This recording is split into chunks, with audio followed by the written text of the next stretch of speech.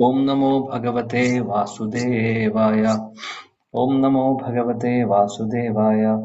ओम नमो भगवते वासुदेवाय।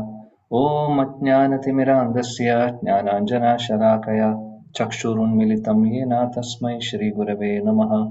श्रीचैतन्यमनोभीष्टं स्थापितं येन भूतले स्वयं रूपा कदा मह्यं ददाति स्वपदान्तिकम्। वन्देऽहं श्रीगुरों श्रीयुतपदकमलं श्रीगुरून् वैष्णवांश्च श्रीरूपं साग्रजातं सहगणरघुनाथान्वितं तं सजीवं साद्वैतं सावधूतं परिजनसहितं कृष्णचैतन्यदेवं श्रीराधाकृष्णपादान् सहगणललिता श्रीविशाखान्वितांश्च। हे कृष्णा करुणा सिन्धो दीनबन्धो जगत्पते गोपेशा गोपिकान्ता राधाकान्ता नमोऽस्तुते। तप्तकाञ्चन गौराङ्गी श्रीराधे वृन्दावनेश्वरी वृषभानुसुते देवी प्रणमामि हरिप्रिये। वाञ्छाकल्पतरुभ्यश्च कृपा सिन्धुभ्येव च पतितानां पावनेभ्यो वैष्णवेभ्यो नमो नमः। नमः ॐ विष्णुपादाय कृष्णपृष्ठाय भूतले श्रीमते भक्तिवेदान्त स्वामिनिति नामिने। नमस्ते सरस्वते देवे गौरवाणी प्रचारिणे निर्विशेष शून्यवादी पाश्चात्यदेशतारिणे। नमो विष्णुपादाय कृष्णप्रेष्ठाय भूतले श्रीमते भक्तिसिद्धान्त सरस्वती इति नामिने। श्री वार्षभानवी देवी दयिताय कृपाब्धये कृष्ण संबंध विज्ञान दायिने प्रभवे नमः। माधुर्योज्वल प्रेमाढ्या श्रीरूपानुगभक्तिदा श्रीगौरकरुणा शक्ति विग्रहाय नमोस्तुते। नमस्ते गौरवाणी श्रीमूर्तये दीनतारिणे विरुद्धापसिद्धान्त द्वन्द्वधारिणे। नमो गौरकिशोराय साक्षात् वैराग्यमूर्तये विप्रलम्बरसाम्भोधे पादाम्बुजाये ते नमः। नमो भक्तिविनोदाय सच्चिदानन्दनामिने गौरशक्तिस्वरूपाय रूपानुगावराय ते। गौराविर्भावभूमेस्त्वं निर्देष्ट सज्जनप्रियः वैष्णव सार्वभौमा श्रीजगन्नाथाय ते नमः। जय श्री कृष्ण चैतन्य प्रभु नित्यानंद श्री अद्वैत गदाधर श्रीवासादि गौर भक्तवृंद। हरे कृष्णा कृष्ण कृष्णा हरे हरे, हरे राम राम राम हरे हरे। हरे कृष्णा कृष्ण कृष्ण हरे हरे, हरे राम राम राम हरे हरे। हरे कृष्णा कृष्ण कृष्ण हरे हरे, हरे राम राम राम हरे हरे। मूकं करोति वाचालं पंगुं लङ्घयते गिरिं यत्कृपातमहं वन्दे श्रीगुरु दीनतारिणं परमानन्दमाधवं श्रीचैतन्यमीश्वरम्।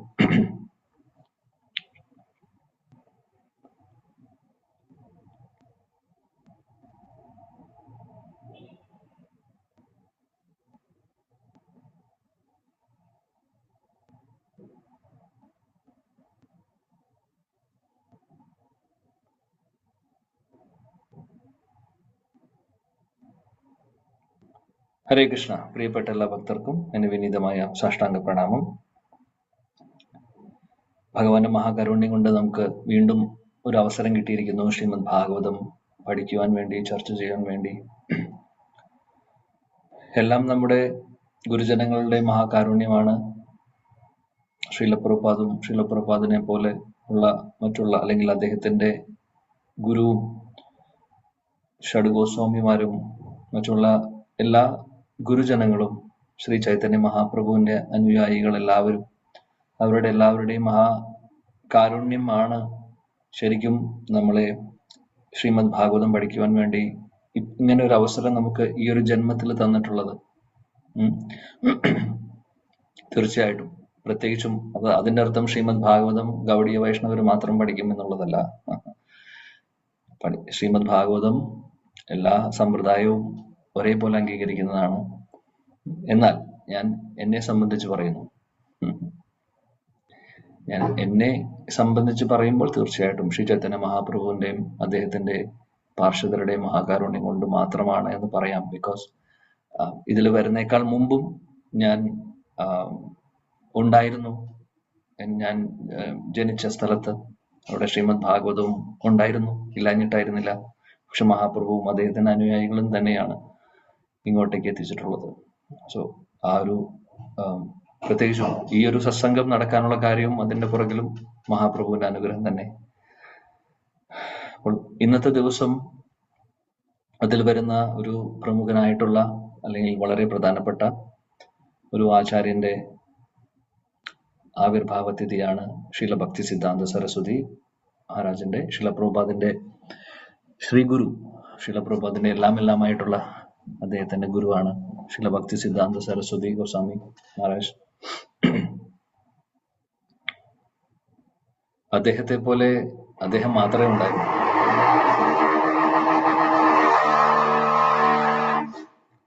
ഹരേ കൃഷ്ണ. ഇന്നത്തെ ഭാഗവതം ക്ലാസ്സിലെ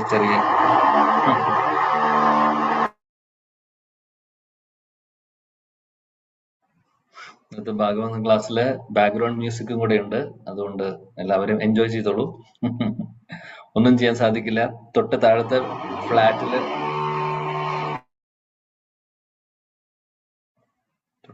ഫ്ലാറ്റില് ഷിഫ്റ്റിംഗ് നടക്കുകയാണ്.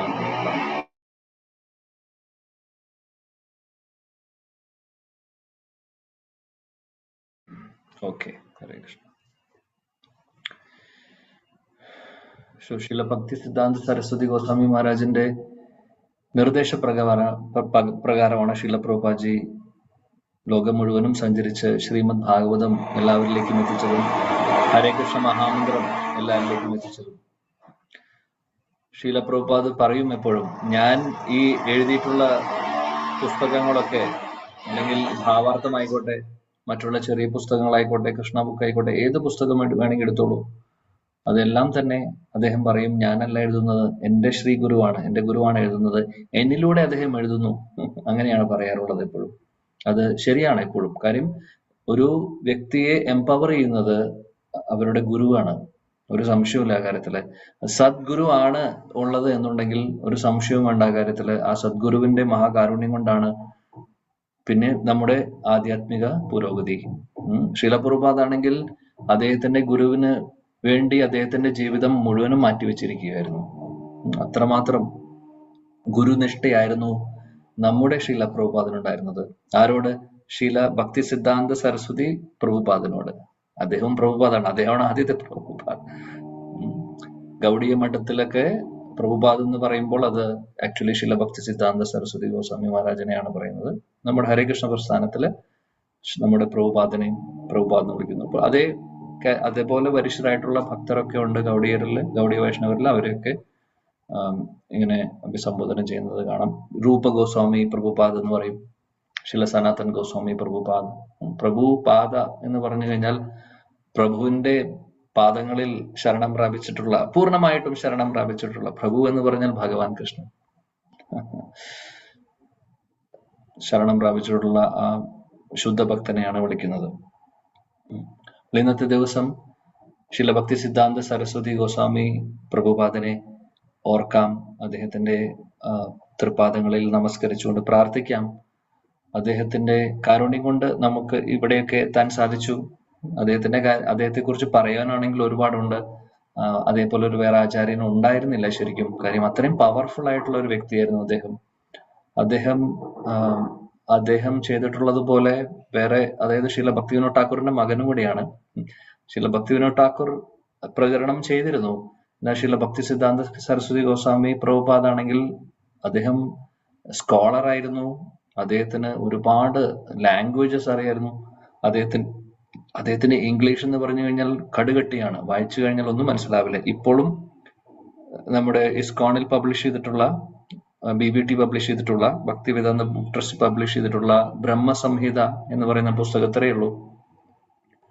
ആ പുസ്തകത്തിന് ഇംഗ്ലീഷ് പർപ്പോട്ട് എഴുതിയിട്ടുള്ളത് ശ്രീല ഭക്തി സിദ്ധാന്ത സരസ്വതി പ്രഭുപാദാണ്. അത് വായിക്കുമ്പോൾ അറിയാം അദ്ദേഹത്തിന്റെ സ്റ്റാൻഡേർഡ്. ആക്ച്വലി ഒരു ഡിക്ഷണറി അടുത്ത് വെച്ച് വേണം അത് വായിക്കാൻ, പർപ്പോട്ട് വായിക്കാൻ. ഒന്നും മനസ്സിലാവില്ല, എന്നാലും മനസ്സിലാവുന്നില്ല. ഞാൻ വായിച്ചു നോക്കിയിട്ടുണ്ട്, എനിക്കൊന്നും കാര്യമായിട്ടൊന്നും മനസ്സിലായിട്ടില്ല. ഒരുപാട്, അതായത് ഹെവി ലാംഗ്വേജ് ആണ് അദ്ദേഹത്തിന്റെ. ഇംഗ്ലീഷിന്റെ കാര്യമാണ് പറയുന്നത്. പിന്നെ മറ്റുള്ള ഇംഗ്ലീഷ് അങ്ങനെയാണെങ്കിൽ അദ്ദേഹത്തിന്റെ മറ്റുള്ള സംസ്കൃതവും മറ്റുള്ള ഭാഷകളും പിന്നെ എന്തായിരിക്കും അദ്ദേഹത്തിന്റെ ആ ഒരു പാണ്ഡിത്യം. പിന്നെ ആസ്ട്രോളജിയിൽ അദ്ദേഹം അഗ്രഗണ്യനായിരുന്നു. സൂര്യ സിദ്ധാന്തം എന്ന് പറയുന്ന എല്ലാ ആസ്ട്രോളജേഴ്സും, ലോകത്തുള്ള എല്ലാ ജ്യോതിഷന്മാരും റെഫർ ചെയ്യുന്ന ഒരു പുസ്തകമാണ് സൂര്യ സിദ്ധാന്തം. അത് എഴുതിയിട്ടുള്ളത് ശില ഭക്തി സിദ്ധാന്ത സരസ്വതി ഗോസ്വാമി പ്രഭുപാദായിരുന്നു. അദ്ദേഹം തന്നെ ഒരു നല്ലൊരു ആസ്ട്രോളജർ ആയിരുന്നു. എന്നിട്ടും അദ്ദേഹം അവസാനം അദ്ദേഹത്തിന്റെ കൺക്ലൂഷൻ എന്താണ്? ഇതൊക്കെ സൂര്യ സിദ്ധാന്തം എഴുതിയിട്ടുണ്ടെന്ന് വെച്ചാലും അദ്ദേഹം പറയുന്നു ഇതൊക്കെ അൾട്ടിമേറ്റ്ലി അതിലൊന്നും കാര്യമിരിക്കുന്നില്ല. ഓഫ് കോഴ്സ് സത്യമാണ്, ജ്യോതിഷ ശാസ്ത്രം സത്യമാണ്, വേദങ്ങളുടെ ഭാഗമാണ്. എന്നാലും നമ്മൾ അതിനെ ഡിപ്പെൻഡ് ചെയ്യേണ്ട ആവശ്യമില്ല. ഭഗവാനെ ശരണം പ്രാപിക്കുക, ഭഗവാന്റെ നാമത്തെ ശരണം പ്രാപിക്കുക, നാമം ജപിക്കുക, ഭാഗവതം പഠിക്കുക, കേൾക്കുക, പോവുക ഇവിടെ നിന്ന്. കൂടുതൽ ആസ്ട്രോളജിയിൽ നമ്മൾ തല കൊടുത്ത് അതിന്റെ പുറകിൽ ഓടാൻ നിൽക്കേണ്ട ആവശ്യമില്ല എന്ന് അദ്ദേഹം തന്നെ പറഞ്ഞിട്ടുണ്ട്. അപ്പോൾ അദ്ദേഹം അങ്ങനെ പറഞ്ഞിട്ടുണ്ടെങ്കിൽ നമ്മൾ തീർച്ചയായിട്ടും അങ്ങനെ വളരെ ബഹുമാനത്തോടു കൂടി റെസ്പെക്ട് ചെയ്യേണ്ട ഒരു സയൻസ് തന്നെയാണ് ആസ്ട്രോളജി. എന്നാൽ അതേപോലെ തന്നെ നമുക്ക് ഓർക്കാം കാര്യം, ഭഗവാൻ കൃഷ്ണൻ വിചാരിച്ചു കഴിഞ്ഞാൽ മാറാത്തതോ മാറ്റാൻ പറ്റാത്തതോ ആയിട്ടുള്ള ഒന്നുമില്ല. സോ ഭഗവാനെ ശരണം പ്രാപിക്കുക എന്നുള്ളതാണ് ആദ്യത്തെ കാര്യം. സോ അത് ചെയ്തു കഴിഞ്ഞാൽ പിന്നെ നമ്മളൊന്നിനെ കൊണ്ടും ഒന്നും ആലോചിച്ച് പേടിക്കേണ്ട ആവശ്യമില്ല. ശില ഭക്തി സിദ്ധാന്ത സരസ്വതി മഹാരാജ് അദ്ദേഹത്തിന്റെ ജനനം തന്നെ വളരെ സ്പെഷ്യൽ ആയിരുന്നു. ജഗന്നാഥ്പുരിയിൽ വെച്ചിട്ടാണ് അദ്ദേഹം. അന്ന് ശില ഭക്തി വിനോദ് ഠാക്കൂറിന്റെ ഓഫീസ് വർക്ക് അന്ന് നവദ്വീപിലായിരുന്നില്ല, ജഗന്നാഥ്പുരിയിലെ ഏരിയ മജിസ്ട്രേറ്റ് ആയിരുന്നു അദ്ദേഹം, ഒറീസയുടെ ആ ഭാഗത്ത്. അപ്പോൾ ജഗന്നാഥ് അമ്പലത്തിന്റെ വളരെ അടുത്ത് തന്നെയായിരുന്നു ഇവർ താമസിച്ചിരുന്നതും. അപ്പോൾ ഒരു രഥയാത്ര സമയത്താണ് ശില ഭക്തി സിദ്ധാന്ത സരസ്വതി ഏകദേശം ആ ഒരു കാലഘട്ടത്തിൽ അദ്ദേഹം ജനിക്കുന്നതും. അദ്ദേഹം ജനിച്ചതിന് ശേഷം ആദ്യത്തെ രഥയാത്രയിൽ അത്ഭുതകരമായിട്ടുള്ള ഒരു കാര്യം നടന്നു. ഇവരുടെ വീടിന്റെ മുമ്പിൽ എത്തിയപ്പോൾ രഥം നിന്നു. ജഗന്നാഥിന്റെ രഥം അവിടെ നിന്നു. അപ്പോൾ രഥം എവിടെ നിൽക്കുന്നു അവിടെ പൂജകൾ ചെയ്യും. അങ്ങനെയാണ് ചെയ്യുന്നത്. ഇപ്പോഴും അങ്ങനെ തന്നെയാണ്. എവിടെയാണ് രഥം നിൽക്കുന്നത്, ചില സ്ഥലങ്ങളിൽ പ്ലാൻ ചെയ്തിട്ട് നിൽക്കുന്ന സ്ഥലങ്ങളുണ്ട്. അവിടെ നിൽക്കുമ്പോഴും പൂജകളും, ഒരുപാട് ആൾക്കാര് ഭഗവാന് ഭോഗ് സമർപ്പിക്കും, ഭക്ഷണം സമർപ്പിക്കും. ഒരുപാട് പറയേണ്ട ആവശ്യമില്ല. ജഗന്നാഥാണെങ്കിൽ ആഹാരപ്രിയനായതുകൊണ്ട് ആയിരക്കണക്കിന് 10,000-കണക്കിന് ഐറ്റംസ് ആണ് മുമ്പിൽ വരിക. ഓരോ 10 മിനിറ്റ് 20 മിനിറ്റ് കൂടുമ്പോൾ, അരമണിക്കൂർ കൂടുമ്പോൾ ആണ് പറയുന്നത്. ഓരോ സ്ഥലത്തേക്ക് നീങ്ങുമ്പോൾ, ഓരോ വീടിന്റെ മുമ്പിലൂടെയോ കടകളുടെ മുമ്പിലൂടെയോ ആ വീതിയിലൂടെ പോകുമ്പോൾ, പണ്ട് മുതലുള്ള ട്രഡീഷൻ അത് തന്നെയായിരുന്നു. ശില ഭക്തി വിനോദ് ഠാക്കൂറിന്റെ വീടിന്റെ മുമ്പിലെത്തിയപ്പോൾ ജഗന്നാഥ് അവിടെ നിൽക്കുകയാണ് ചെയ്യുന്നത്. ആ സമയത്ത് ശില ഭക്തി വിനോദ് ഠാക്കൂറിന്റെ ഭാര്യ അന്ന് ശില ഭക്തി സിദ്ധാന്ത സരസ്വതി ഗോസ്വാമി മഹാരാജ് വളരെ ചെറുതാണ്, കുട്ടിയാണ്, മാസങ്ങളായിട്ടുള്ളൂ, ജനിച്ച അധികം ആയിട്ടില്ല, ദിവസങ്ങളും മാസങ്ങളും ആഴ്ചകളൊക്കെ ആയിട്ടുള്ളൂ. കുട്ടിയെ എടുത്തു കൊണ്ടുവന്നു. നേരെ ജഗന്നാഥന്റെ രഥത്തിൽ തന്നെ ജഗന്നാഥന്റെ പാദങ്ങളുടെ അടുത്ത് കുട്ടിയെ അവിടെ സമർപ്പിച്ചു. ആക്ച്വലി ജഗന്നാഥന്റെ മുമ്പിൽ സമർപ്പിച്ചു മകനെ. അപ്പോൾ എന്ത് സംഭവിച്ചു അത്ഭുതകരമായിട്ട് എന്ന് വെച്ചാൽ, ജഗന്നാഥന്റെ കഴുത്തിലുള്ള ഒരു മാല അത് തനിയെ വീണു. കറക്റ്റായിട്ട് ഈ കുഞ്ഞിന്റെ മുകളിൽ വന്ന് വീണ് ശരിക്കൊരു മാല ഇടുന്ന പോലെ ആ മാല വീഴുന്നു ആക്ച്വലി. അപ്പോൾ ജഗന്നാഥ് റെസിപ്രോക്കേറ്റ് ചെയ്തതാണ്. ശില ഭക്തി സിദ്ധാന്ത സരസ്വതി ഗോസ്വാമി അനുഗ്രഹിച്ചതാണ്. ശില ഭക്തി വിനോദ് ഠാക്കൂർ അദ്ദേഹം ഒരുപാട് വൈഷ്ണവ ഗീതങ്ങൾ എഴുതിയിട്ടുണ്ട്. ആക്ച്വലി നമുക്കറിയാം ശില ഭക്തി വിനോദ് ഠാക്കൂറിന്റെ കാരുണ്യം കൊണ്ടാണ് ഗൗഡിയ വൈഷ്ണവിസം ഒരു സമയത്ത് ഒന്നും മങ്ങിയിരുന്നു. അപ്പോൾ തിരിച്ച് അതിനെ കൊണ്ടുവന്നിട്ടുള്ളത് ശില ഭക്തി വിനോദ് ഠാക്കൂറാണ്, ഒരു സംശയമില്ല ആ കാര്യത്തില്. ഒരുപാട് അപസിദ്ധാന്തങ്ങളൊക്കെ നടക്കുന്ന ഒരു സമയത്ത് ശില ഭക്തി വിനോദ് ഠാക്കൂറാണ് കഷ്ടപ്പെട്ട്. ശില ഭക്തി വിനോദ് ഠാക്കൂർ 8 വർഷം എടുത്തു ചൈതന്യ ചരിതാമൃതത്തിന്റെ ഒറിജിനൽ കോപ്പി കിട്ടാൻ വേണ്ടിയിട്ട്. ഒരു കോപ്പി കിട്ടാൻ വേണ്ടി ചൈതന്യ ചരിതാമൃതം. നമ്മൾ ആ ചൈതന്യ ചരിതാമൃതം വേദാബേസിൽ നോക്കിയാൽ നമുക്ക് അവൈലബിൾ ആണ്. നമ്മുടെ ഓരോരുത്തരുടെ വീട്ടിലും പലവരുടെ വീട്ടിലും അവൈലബിൾ ആണ്. 8 വർഷം നടന്ന് ഓരോ സ്ഥലത്തും അന്വേഷിച്ച് അവസാനം കിട്ടിയതാണ്. അതിനുശേഷമാണ് നമുക്ക് അതുകൊണ്ടാണ് കിട്ടിയത്. അപ്പോൾ അത് ഒരു എക്സാമ്പിൾ മാത്രം. അതേപോലെ ശില ഭക്തിവിനോദ് ഠാക്കൂറിന്റെ കോൺട്രിബ്യൂഷൻ പറയാൻ സാധിക്കില്ല, അസാധ്യമായിരുന്നു. അദ്ദേഹത്തിന്റെ ഓരോ കാര്യങ്ങളും. അദ്ദേഹം വളരെ റെസ്പോൺസിബിൾ ആയിട്ടുള്ള ഒരു ഗൃഹസ്ഥനായിരുന്നു, റെസ്പോൺസിബിൾ ആയിട്ടുള്ള ഒരു മജിസ്ട്രേറ്റ് ആയിരുന്നു, അതേപോലെ തന്നെ ശുദ്ധഭക്തനും കൂടി. അപ്പൊ അദ്ദേഹത്തിന്റെ 24 മണിക്കൂർ 8 മണിക്കൂർ 8 മണിക്കൂർ 8 മണിക്കൂർ എന്ന് പറഞ്ഞ് 3 ഡിവൈഡ് ചെയ്തിരിക്കുകയായിരുന്നു അദ്ദേഹം. 8 മണിക്കൂർ അദ്ദേഹം മജിസ്ട്രേറ്റിന്റെ ജോലിക്ക് പോകും. അതാണെങ്കിൽ ബ്രിട്ടീഷുകാര് അദ്ദേഹത്തിന്റെ വീട്ടിലേക്ക് ഒരു സ്പെഷ്യൽ ആയിട്ടുള്ള ഒരു റെയിൽ തന്നെ ഇട്ടേക്കായിരുന്നു. ട്രെയിൻ വന്ന് കൊണ്ടുപോകും അദ്ദേഹത്തെ, അദ്ദേഹത്തിന് വേണ്ടി വരാൻ മാത്രം. അത്രയും ഹൈലി റെസ്പെക്റ്റഡ് ആയിട്ടുള്ള ഒരു ഓഫീസറും കൂടിയായിരുന്നു അദ്ദേഹം. കാര്യം അദ്ദേഹം അത്രയും ഷാർപ്പായിരുന്നു, അത്രയും ഇന്റലിജന്റ് ആയിരുന്നു, അത്രയും എഫിഷ്യന്റ് ആയിരുന്നു. സോ അതുകൊണ്ട് ബ്രിട്ടീഷ് ഭരണാധികാരികൾക്ക് ഒരുപാട് കാര്യമായിരുന്നു ഇദ്ദേഹത്തെ ഒരുപാട് ഡിപ്പെൻഡ് ചെയ്തിരുന്നു. അങ്ങനെ അദ്ദേഹത്തിന് 8 മണിക്കൂർ അദ്ദേഹം വളരെ ആത്മാർത്ഥതയോടുകൂടി പണിയെടുക്കുന്നു, മജിസ്ട്രേറ്റിന്റെ പണിയെടുക്കുന്നു. പിന്നെ 8 മണിക്കൂർ അദ്ദേഹത്തിന്റെ ഉറങ്ങുന്ന കാര്യം, അതേപോലെ മറ്റുള്ള ഭക്ഷണം കഴിക്കുന്നു, ഫ്രഷ് ആവുന്നു, കുളിക്കുന്നു, അങ്ങനെയുള്ള കാര്യങ്ങൾ ഒരു 8 മണിക്കൂർ അതിനുവേണ്ടി മാറ്റിവെക്കുന്നു. പിന്നെയുള്ള 8 മണിക്കൂർ പൂർണ്ണമായിട്ടും ഭഗവാന്റെ സേവനങ്ങളിലേക്ക്. അതില് പുസ്തകങ്ങൾ എഴുതുന്നു, വൈഷ്ണവ ഗീതങ്ങൾ എഴുതുന്നു, അദ്ദേഹത്തിന്റെ ഭജൻ സ്വന്തം നാമജപമുണ്ട്. അതിന്റെ കൂട്ടത്തിൽ അദ്ദേഹം ക്ലാസ്സുകൾ കൊടുക്കുമായിരുന്നു. ഇത് നിരന്തരം ഓരോ എല്ലാ ദിവസവും എങ്ങനെയായിരുന്നു അദ്ദേഹത്തിന്റെ സ്കെഡ്യൂൾ. അപ്പോൾ പറഞ്ഞിരുന്നു, ഗൗഡീയ വൈഷ്ണവസത്തിന്റെ ഒരു ഗ്ലാനി സംഭവിച്ച് അതിനെ തിരിച്ചു കൊണ്ടുവന്നത് ശില ഭക്തി സിദ്ധാന്ത സരസ്വതി ഗോസ്വാമി ശില ഭക്തിവിനോദ് ഠാക്കൂർ ആയിരുന്നു. എന്നിരുന്നാലും ശില ഭക്തിവിനോദ് ഠാക്കൂറിന് ഒരുപാട് കാര്യങ്ങൾ ഇനിയും ചെയ്യാൻ ഉണ്ടായിരുന്നു. കാര്യം അദ്ദേഹത്തിന്റെ പ്രായവുമായി വന്നു. അപ്പോൾ അദ്ദേഹത്തിന് ആഗ്രഹം ഉണ്ടായിരുന്നു, ഇതിനി ഇത് മുന്നോട്ട് കൊണ്ടുപോകണം, അതുകൊണ്ട് എനിക്ക് അതിന് പറ്റുന്ന ഒരു മകനെ കിട്ടണം എന്നുള്ളൊരു ആഗ്രഹമുണ്ട്. അദ്ദേഹം തീവ്രമായിട്ട് പ്രാർത്ഥിച്ചിരുന്നു, ഭഗവാനോട് പ്രാർത്ഥിച്ചിരുന്നു. ഭഗവാനെ, ചൈതന്യ മഹാപ്രഭുവിന്റെ ടീച്ചിങ്സ് എല്ലാം ഗ്ലാനി സംഭവിച്ച് അതിനെ തിരിച്ചെടുക്കാൻ വേണ്ടിയിട്ട് എനിക്ക് അതിന് മാത്രം പ്രാപ്തനായിട്ടുള്ള ഒരു മകനെ എനിക്ക് തരണേ എന്ന് പറഞ്ഞ് അദ്ദേഹം പ്രാർത്ഥിക്കുമായിരുന്നു ഭഗവാൻ വിഷ്ണുവിനോട്, കൃഷ്ണനോട്. എന്നിട്ട് അദ്ദേഹത്തിന് കിട്ടിയത് ആരാണ്? ശില ഭക്തി സിദ്ധാന്ത സരസ്വതി. ഒരുപാട് 10 മക്കളുണ്ടായിരുന്നു, എല്ലാവരും വരിഷ്ഠരായിട്ടുള്ള ഭക്തരാണ്. ശില ഭക്തി സിദ്ധാന്ത സരസ്വതി ഗോസ്വാമി പ്രഭുപാദ് അതിൽ എടുത്തു പറയാവുന്ന അല്ലെങ്കിൽ ഏറ്റവും സ്പെഷ്യൽ ആയിട്ടുള്ള ഒരു മകൻ തന്നെയായിരുന്നു അദ്ദേഹം, ഒരു സംശയവുമില്ല. അദ്ദേഹം റെവല്യൂഷൻ ചെയ്തതാണ് ഗൗഡീയ വൈഷ്ണവത്തിൽ അതിനുശേഷം. അപ്പോൾ വിഷ്ണു അദ്ദേഹം പ്രാർത്ഥിച്ചപ്പോൾ അദ്ദേഹത്തിന് ഭഗവാൻ അദ്ദേഹത്തെ അനുഗ്രഹിച്ചു പറഞ്ഞു, വിഷ്ണുവിന്റെ ഒരു അംശം തന്നെ, അല്ലെങ്കിൽ അംശം എന്ന് പറഞ്ഞാൽ വിഷ്ണുവിന്റെ ഒരു പ്രകാശം അല്ലെങ്കിൽ വിഷ്ണുവിന്റെ ശക്തി, ആവേശം ഉള്ള ഒരു മകനെ തന്നെ നിങ്ങൾക്ക് കിട്ടുമെന്ന് പറഞ്ഞിരുന്നു. അങ്ങനെയാണ് ശില ഭക്തി സിദ്ധാന്ത സരസ്വതി പ്രഭുപാദ് വരുന്നത്. സോ അതുകൊണ്ട് അദ്ദേഹം വളരെ എംപവേർഡ് ആയിട്ടുള്ളൊരു വ്യക്തിയാണ്. അദ്ദേഹം ജനിച്ചപ്പോഴേ ആസ്ട്രോളജിയിൽ പറഞ്ഞിരുന്നു ഇദ്ദേഹം ജഗദ്ഗുരു ആവുന്നു, അങ്ങനെ പ്രെഡിക്റ്റ് ചെയ്തിരുന്നു. കാര്യം അദ്ദേഹത്തിന്റെ ആസ്ട്രോളജിക്കൽ സ്റ്റാർ കോൺസ്റ്റലേഷൻ ഒക്കെ അങ്ങനെയായിരുന്നു.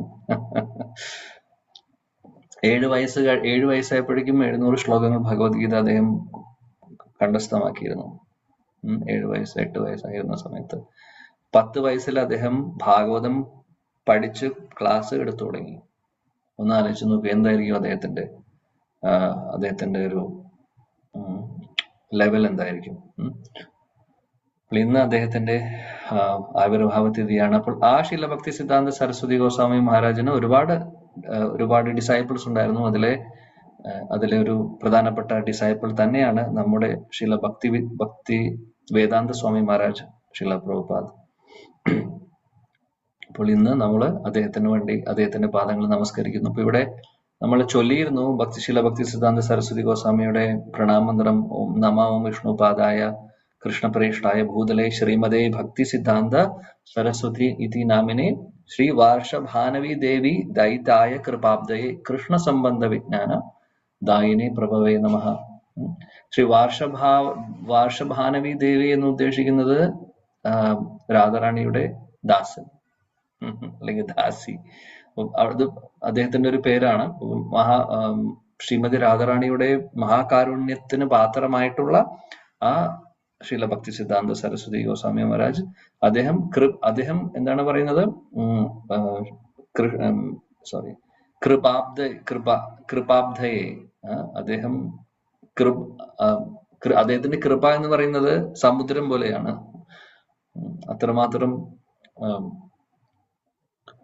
അത്രമാത്രം മഹാകാരുണ്യമായിരുന്നു അദ്ദേഹത്തിന് ഉണ്ടായിരുന്നത്. സ്പെഷ്യലി രാധാറാണിയുടെ മെർസി ഉള്ള, രാധാറാണിയുടെ മെർസിയോട് കൂടി ഒരുപാട് കാരുണ്യത്തോടു കൂടി വന്നിട്ടുള്ളതായിരുന്നു അദ്ദേഹം. തീർച്ചയായിട്ടും അദ്ദേഹത്തിന്റെ സ്വരൂപം എന്ന് പറഞ്ഞു കഴിഞ്ഞാൽ ശ്രീമതി രാധാറാണിയുടെ സഖി അല്ലെങ്കിൽ മഞ്ജരി തന്നെയാണ്, ഒരു സംശയവുമില്ല. നയനമണി മഞ്ജരി എന്നായിരുന്നു അദ്ദേഹത്തിന്റെ ആക്ച്വൽ സ്വരൂപം. നയനമണി മഞ്ജരിയാണ് ഗോലക വൃന്ദാവനത്തിലെ ശീല റൂപ ഗോസ്വാമിയുടെയും അതേപോലെ കമല മഞ്ജരിയുടെയും അസിസ്റ്റന്റ്. കമല മഞ്ജരി എന്ന് പറഞ്ഞാൽ ഭക്തി വിനോദ് ഠാക്കൂർ റൂപ ഗോസ്വാമിയുടെ വളരെ പ്രിയപ്പെട്ട അസിസ്റ്റന്റ് ആണ്. അപ്പോൾ അവരുടെ അസിസ്റ്റന്റ് ആണ് ശീല ഭക്തി സിദ്ധാന്ത സരസ്വതിയുടെ സ്വരൂപം നയനമണി മഞ്ജരി. അപ്പോൾ അദ്ദേഹം ഇവിടെ ഈ ഒരു പ്രണാമന്ത്രത്തിലെ കൃഷ്ണ സംബന്ധ വിജ്ഞാന ദായിനെ പ്രഭവേ നമഃ, കൃഷ്ണ സംബന്ധ വിജ്ഞാനം, ഭഗവാൻ കൃഷ്ണനെ കുറിച്ചുള്ള ആ ഒരു അറിവ് എല്ലാവരിലേക്കും എത്തിച്ച ആ മഹാഗുരുവിന് പാദങ്ങളിൽ ഞാൻ നമസ്കരിക്കുന്നു. മാധുര്യോജ്വല പ്രേമാബ്ദ്യ ശ്രീ രൂപാനുഗ ഭക്തിത ശ്രീ ഗൗരകരുണ ശക്തി വിഗ്രഹായ നമോസ്തുതേ. അടുത്ത 3 പ്രണാമന്ത്രമാണ് അദ്ദേഹത്തിനുള്ളത് ആക്ച്വലി. സോ ഇവിടെ പറയുന്നത് മാധുര്യോജ്വല പ്രേമാബ്ദ്യ, അദ്ദേഹം അതായത് രാഗഭക്തി, മാധുര്യരസത്തിലുള്ള ഭക്തി, രാധാകൃഷ്ണന്റെ ആ രാധാകൃഷ്ണ ഉപാസന പദ്ധതി, അത് അദ്ദേഹം ആ കാര്യമാണ് നമുക്ക് പറഞ്ഞു തന്നിട്ടുള്ളത്.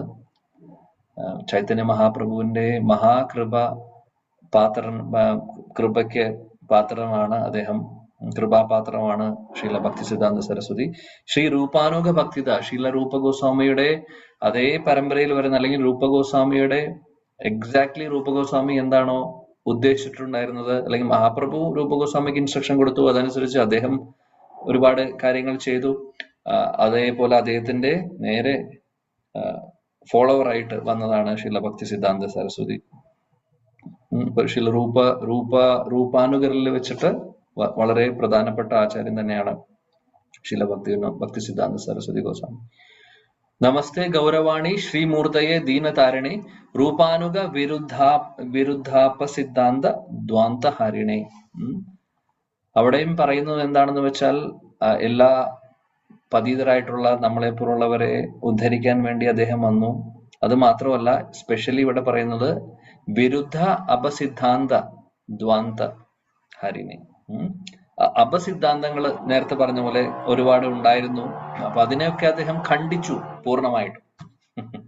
അത്രയും ബോൾഡായിരുന്നു അദ്ദേഹം. എവിടെയും പോയി അദ്ദേഹത്തിന് സംസാരിക്കാനുള്ള ആ ഒരു പവർ ഉണ്ടായിരുന്നു അദ്ദേഹത്തിന്. എവിടെയും പോയി ആരെയും അദ്ദേഹത്തിന് ഡിബേറ്റ് ചെയ്ത്, അതായത് തെറ്റായിട്ടുള്ള സിദ്ധാന്തങ്ങളെയൊക്കെ ഡിബേറ്റ് ചെയ്ത് തോൽപ്പിക്കാനുള്ള ഒരു ശക്തിയും അദ്ദേഹത്തിന് എംപവർമെന്റും ഉണ്ടായിരുന്നു. അത് അത്രമാത്രം പവർഫുൾ ആയിട്ടുള്ള ഒരു ആചാര്യനാണ്. അദ്ദേഹത്തെ അതുകൊണ്ട് പലപ്പോഴും സിംഹഗുരു എന്ന് വിളിക്കും. സിംഹഗുരു. വളരെ സ്ട്രിക്റ്റ് ആയിരുന്നു അദ്ദേഹം, അതേപോലെ വളരെ പവർഫുൾ ആയിട്ടുള്ള ഒരു ആചാര്യനായിരുന്നു. ഏകദേശം 10 വർഷത്തോളം അദ്ദേഹം എല്ലാം വിട്ട് നാമജപം മാത്രം ചെയ്തിട്ടുള്ളൂ. ഒരു ദിവസം 4 ലക്ഷത്തിന് മേലെ നാമം ജപിക്കുമായിരുന്നു ഒരു ദിവസം. അങ്ങനെ 10 വർഷങ്ങൾ അദ്ദേഹം. ആ ഭജൻ കഴിഞ്ഞതിന് ശേഷമാണ് അദ്ദേഹത്തിന് ഫുൾ പൊട്ടൻസി കിട്ടിയത്. അതിനുശേഷമാണ് പിന്നീട് അദ്ദേഹം പ്രചരണം തുടങ്ങുന്നത്. അപ്പോൾ അതിനുള്ള ഒരു പ്രിപ്പറേഷൻ സമയമായിരുന്നു 10 വർഷം അദ്ദേഹം ഭജൻ ചെയ്തത്. അദ്ദേഹത്തിന്റെ ഭജൻ കുടിയിലിരിക്കുന്നു, നാമം ജപിക്കുന്നു, വേറെ ഒന്നും ചെയ്യുന്നില്ല. ഹരേ കൃഷ്ണ. സോ അങ്ങനെയും നമ്മുടെ ആചാര്യ പരമ്പരയിൽ ഇതേപോലുള്ള ഒരുപാട് വരിഷ്ഠരായിട്ടുള്ളവരുണ്ട്. സോ ഇന്നത്തെ ഈ ഒരു ദിവസം തീർച്ചയായിട്ടും നമുക്ക് അദ്ദേഹത്തെ ഓർക്കാം. അപ്പോൾ വിചാരിക്കും, ഭാഗവതം ക്ലാസ്സിൽ, കഴിഞ്ഞ ക്ലാസ്സിലാണെങ്കിൽ പ്രഭു നിത്യാനന്ദ പ്രഭുവിനെ കുറിച്ച് സംസാരിച്ചു. ഇന്നാണ് ശ്രീല ഭക്തി സിദ്ധാന്ത സരസ്വതി പ്രഭുപാദിനെ കുറിച്ച് സംസാരിക്കുന്നു. കാര്യം എന്താണ്? കാര്യം അന്ന് നമ്മൾ ക്ലാസ് ഉണ്ടായിരുന്ന ദിവസം നിത്യാനന്ദ ത്രയോദശിയായിരുന്നു. നിത്യാനന്ദ ത്രയോദശി ആവുമ്പോൾ തീർച്ചയായിട്ടും നിത്യാനന്ദ പ്രഭുവിനെ കുറിച്ച് ചർച്ച ചെയ്യണ്ടേ. അതേപോലെ ഇന്ന് ശിലഭക്തി സിദ്ധാന്ത സരസ്വതി പ്രഭുപാദന്റെ ആവിർഭാവ തിഥി ആയതുകൊണ്ട് അദ്ദേഹത്തെ കുറിച്ച്, കാര്യം ഈ ഒരു ദിവസത്തിന്, ഈ ഒരു തിഥിക്ക് അദ്ദേഹത്തിന്റെ പവറാണുള്ളത്. അതേപോലെ തന്നെ ഏത് ഫെസ്റ്റിവൽ ആവട്ടെ, ഇതേപോലെ ആവിർഭാവ തിരോഭാവ തിഥികളാവട്ടെ, ഈ തിഥികൾക്ക് ശക്തിയുണ്ട്. ഏകാദശിക്ക് നമ്മൾ പറയും ഏകാദശിക്ക് ശക്തിയുണ്ടെന്ന് പറയും അല്ലെ. സാധാരണ കലണ്ടറിൽ ഒരു ദിവസം പോലെയല്ല നമ്മൾ ഏകാദശി കാണുന്നത്. മാധവ തിഥി എന്ന് നമ്മൾ പറയും. അതേപോലെ ഏത് ആചാര്യന്റെ ആവിർഭാവ തിരോഭാവമാണോ ആ ആചാര്യന്റെ പൂർണ്ണമായിട്ടുള്ള ശക്തി ഈ ഒരു തിഥിയിലും ഉണ്ട്. അതുകൊണ്ട് ഇന്നത്തെ ദിവസം അദ്ദേഹത്തെ, അങ്ങനെയുള്ള ആചാര്യന്മാരെ ഗ്ലോറിഫൈ ചെയ്യുന്നത് നമ്മുടെ എല്ലാവരുടെയും പ്യൂരിഫിക്കേഷന് വേണ്ടിയിട്ടാണ്. അത് പറയുന്ന ആൾക്കും കേൾക്കുന്ന ആൾക്കും ഒരേപോലെ പവർഫുൾ ആയിട്ടുള്ള, അല്ലെങ്കിൽ ഒരേപോലെ ഗുണകരമായിട്ടുള്ള കാര്യമാണ്. അത് മാത്രമല്ല, അത് ആദ്യത്തെ കാര്യം. രണ്ടാമത്തെ കാര്യം എന്ന് പറഞ്ഞു കഴിഞ്ഞാൽ, ഭഗവാൻ കൃഷ്ണൻ ഏറ്റവും കൂടുതൽ ആഗ്രഹിക്കുന്നത് ഭഗവാന്റെ ശുദ്ധഭക്തരെ കുറിച്ച് പറയുന്നത് കേൾക്കാനാണ്. അപ്പോൾ ഇന്നത്തെ ദിവസം അദ്ദേഹത്തിന്റെ ഒരു ശുദ്ധഭക്തനെ, നിത്യപാർഷദനെ കുറിച്ച്, ശ്രീമതി രാധാറാണിയുടെയും കൃഷ്ണന്റെയും രാധാകൃഷ്ണന്റെ സേവനം ചെയ്യുന്ന അദ്ദേഹത്തിന്റെ ശുദ്ധഭക്തരെ കുറിച്ച് നമ്മളൊന്ന് ചർച്ച ചെയ്യുമ്പോൾ ഏറ്റവും കൂടുതൽ സന്തോഷം ഭഗവാൻ കൃഷ്ണനായിരിക്കും. കാര്യം നമ്മൾ ഈ ചെയ്യുന്ന പ്രോസസ് എല്ലാം സംസിദ്ധിർ ഹരിതോഷണം, ഭഗവാന്റെ സന്തോഷത്തിന് വേണ്ടിയിട്ടാണ് ചെയ്യുന്നത് അല്ലെ. ശ്രീമദ് ഭാഗവതം പഠിക്കുന്നതും വായിക്കുന്നതും ഒക്കെ നമ്മുടെ പ്യൂരിഫിക്കേഷൻ, യെസ്, ഫസ്റ്റ് അതൊരു കാര്യമാണ്, സംശയമില്ല. നമ്മുടെ പ്യൂരിഫിക്കേഷൻ അതിന്റെ കൂട്ടത്തിൽ നടക്കുന്നു. അതേപോലെ തന്നെ ഭഗവാന്റെ സന്തോഷം, ഭഗവാൻ ആഗ്രഹിക്കുന്നു ഇതെല്ലാം നമ്മളിൽ നിന്ന്. സോ തീർച്ചയായിട്ടും അദ്ദേഹത്തിനും കൂടെ സന്തോഷം കൊടുക്കുന്ന ഒരു കാര്യമാണ്. അപ്പോൾ അതുകൊണ്ട് അങ്ങനെ എടുക്കുക. ഇനി നമുക്ക് ഭാഗവതത്തിലേക്ക് കിടക്കാം. ആദ്യത്തെ അരമണിക്കൂർ ശിലഭക്തി സിദ്ധാന്ത സരസ്വതി ഗോസ്വാമി മഹാരാജന്റെ കുറിച്ച് കുറച്ച് 2 വാക്ക് നമ്മൾ ചർച്ച ചെയ്തു. അദ്ദേഹത്തിന്റെ തൃപ്പാദങ്ങളിൽ നമ്മൾ നമസ്കരിക്കുന്നു എല്ലാവരും. അദ്ദേഹത്തിന്റെ അനുഗ്രഹത്തിന് വേണ്ടി പ്രാർത്ഥിക്കുന്നു. അദ്ദേഹത്തിന്റെ അനുഗ്രഹം, അദ്ദേഹത്തിന്റെ ആ ഒരു പൊട്ടൻസിയുടെ ഒരു ചെറിയൊരു കണം മാത്രം നമുക്ക് മതി. അത്ര കിട്ടിയാൽ തന്നെ നമ്മളെല്ലാവരും ശുദ്ധഭക്തരായി മാറും. അത്രമാത്രം സ്പെഷ്യൽ ആയിട്ടുള്ള ഒരു ആചാര്യനാണ് അദ്ദേഹം. ഓക്കെ, ശ്ലോകം നമ്പർ 35, ശ്രീമദ് ഭാഗവതം സ്കന്ധം 1, 11-ാമത്തെ അധ്യായം, 35-ാമത്തെ ശ്ലോകം. സ ഏഷ നരലോകേസ്മിൻ അവതീർണ സ്വമായയാ രേമേ സ്ത്രീരത്ന കൂട്ടസ്ഥോ ഭഗവാൻ പ്രകൃതോ യഥാ. സാ ഏഷാ നരലോകേസ്മിൻ അവതീർണ സ്വമായയാ രേമേ സ്ത്രീരത്നകൂട്ടസ്ഥോ ഭഗവാൻ പ്രാകൃതോ യഥാ. യെസ്. ഹരേ കൃഷ്ണ പ്രഭു. ഓം നമോ ഭഗവതേ വാസുദേവായ. സ ഏഷ നരലോകേസ്മിൻ അവതീർണ സ്വമായയാ രേമേ ശ്രീരത്നകൂടസ്ഥോ ഭഗവാൻ പ്രാകൃതോ യഥാ. ഹരേ കൃഷ്ണ. ഹരേ കൃഷ്ണ. ഓം നമോ ഭഗവതേ വാസുദേവായ. സ ഏഷ നരലോകേസ്മിൻ അവതീർണ സ്വമായയാ രേമേ ശ്രീരത്നകൂടസ്ഥോ ഭഗവാൻ പ്രാകൃതോ യഥാ. ഹരേ കൃഷ്ണ. ഹരേ കൃഷ്ണ. ഓം നമോ ഭഗവതേ വാസുദേവായ. സ ഏഷ നരലോകേസ്മിൻ അവതീർണ സ്വമായയാ രേമേ ശ്രീരത്നകൂടസ്ഥോ ഭഗവാൻ പ്രാകൃതോ യഥാ. ഹരേ കൃഷ്ണ. ഓം നമോ ഭഗവതേ വാസുദേവായ. സ ഏഷ നരലോകേസ്മിൻ അവതീർണ സ്വമായയാ രേമേ ശ്രീരത്നകൂടസ്ഥോ ഭഗവാൻ പ്രാകൃതോ യഥാ. ഹരേ നരലോകേസ്മിൻ അവതീർണ സോമായയാ രേമേ ശ്രീരത്നകൂടസ്ഥോ ഭഗവാൻ പ്രാകൃതോ യഥാ. ഹരേ കൃഷ്ണ പ്രഭു. ഹരേ കൃഷ്ണ പ്രഭുജി. ഓം നമോ ഭഗവതേ വാസുദേവായ. സ ഏഷ നരലോകേസ്മിൻ അവതീർണ സ്വമായയാ രേമേ സ്ത്രീരത്നകൂടസ്ഥോ ഭഗവാൻ പ്രാകൃതോ യഥാ. ഹരേ കൃഷ്ണ. താങ്ക് യു പ്രഭു. ഹരേ കൃഷ്ണ പ്രഭു. സ ഏഷ നരലോകേ അസ്മിൻ അവതീർണ സ്വമായയാ രേമേ ശ്രീരത്നകൂടസ്ഥോ ഭഗവാൻ പ്രാകൃതോ യഥാ. ഹരേ കൃഷ്ണ. വിവർത്തനം ഭാവാർത്ഥം. ഹരേ കൃഷ്ണ. വിവർത്തനം ഭാവാർത്ഥം ശ്രീലപ്രഭ കെ ജയ്. ആ പരമ ദിവ്യോത്തമ പുരുഷനായ ശ്രീകൃഷ്ണ ഭഗവാൻ അദ്ദേഹത്തിന്റെ അഹൈതുകമായ കാരുണ്യത്താൽ ഈ ഭൂമിയിൽ അവതരിക്കുകയും സാംസാരികമായ വിഷയങ്ങളിൽ വ്യാപൃതനായിരിക്കുന്നതുപോലെ യോഗ്യരായ സ്ത്രീജനങ്ങളുടെ മധ്യ സ്വയം ആനന്ദം അനുഭവിക്കുകയും ചെയ്തു. ഭാവാർത്ഥം ഒരു ഗൃഹസ്ഥാശ്രമിയെ പോലെ ഭഗവാൻ വിവാഹം കഴിക്കുകയും ജീവിക്കുകയും ചെയ്തു. എന്നാൽ അദ്ദേഹം 16,108 പത്നിമാരെ പരിണയിക്കുകയും ഓരോരുത്തരോടൊപ്പവും പ്രത്യേകമായി ഓരോരോ കൊട്ടാരങ്ങളിലും 16,108 ശ്രീകൃഷ്ണ ഭഗവാനായി വിസ്തരണം ചെയ്ത് ജീവിച്ചു പോന്നിരുന്നുവെന്നും നാം മനസ്സിലാക്കുമ്പോൾ നിശ്ചയമായും അത് ലൗകികമല്ല. ആകയാൽ അദ്ദേഹത്തിന്റെ സമർത്ഥരായ പത്നിമാരോടൊപ്പം ഗൃഹസ്ഥാശ്രമിയായി ജീവിച്ചത് ലൗകികമല്ലെന്നും അവരുമായുള്ള അദ്ദേഹത്തിന്റെ പെരുമാറ്റം ലൗകികമായ ലൈംഗിക ബന്ധത്തിൽ അടിസ്ഥാനപ്പെടുത്തിയുള്ളതല്ലെന്നും മനസ്സിലാക്കണം. ഭഗവാന്റെ പത്നിമാരായി തീർന്ന സ്ത്രീജനങ്ങൾ സാധാരണ സ്ത്രീകളല്ല. എന്തെന്നാൽ ഭഗവാനെ പതിദേവനായി ലഭിക്കുക അനേകം വർഷങ്ങളുടെ തപസ്യയുടെ പരിണത ഫലമായിട്ടാകുന്നു. വിവിധ ലോകങ്ങളിൽ അല്ലെങ്കിൽ മാനവർ വസിക്കുന്ന ഈ ഭൂമിയിൽ അവതരിക്കുമ്പോൾ ഭഗവത്ധാമത്തിൽ യഥാനുക്രമം അദ്ദേഹത്തിന്റെ നിത്യസേവകരും മിത്രങ്ങളും മാതാപിതാക്കളും പ്രേയസികളുമായി തീരുവാൻ ബദ്ധാത്മാക്കളെ ആകർഷിക്കാനായി ഭഗവാൻ അദ്ദേഹത്തിന്റെ അതീന്ദ്രിയ ലീലകൾ പ്രദർശിപ്പിക്കുന്നു. അതീന്ദ്രിയ ലോകത്തിൽ ഭഗവാനുമായി അത്തരം സേവന വിനിമയങ്ങൾ ശാശ്വതമായി സംഭവിച്ചുകൊണ്ടിരിക്കുന്നു.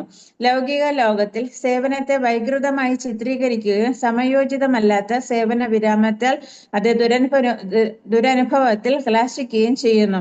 ഭൗതിക പ്രകൃതിയിൽ വ്യവസ്ഥീകൃതരാകയാൽ ഈ ഭൗതിക ലോകത്തിൽ എല്ലാ ബന്ധങ്ങളും അസ്ഥിരവും ലഹരി സമ്പൂർണവുമാണെന്ന് അജ്ഞത നിമിത്തം വ്യാമോഹിതരായ ജീവാത്മാക്കൾക്ക് മനസ്സിലാക്കാൻ കഴിയുന്നില്ല. അത്തരം ബന്ധങ്ങൾ നമ്മെ സ്ഥിരസ്ഥായിയായി സന്തോഷവാനായിരിക്കാൻ സഹായിക്കുകയില്ല.